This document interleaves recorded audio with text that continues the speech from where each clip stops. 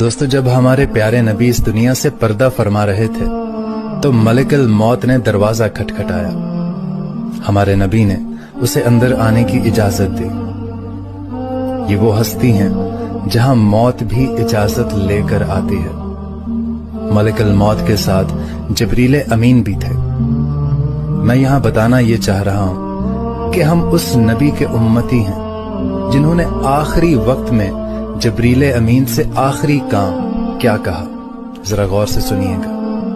ہمارے نبی نے فرمایا کہ جاؤ جبریل، اللہ سے پوچھ کر آؤ کہ میرے جانے کے بعد وہ میری امت کے ساتھ کیا معاملہ فرمائے گا۔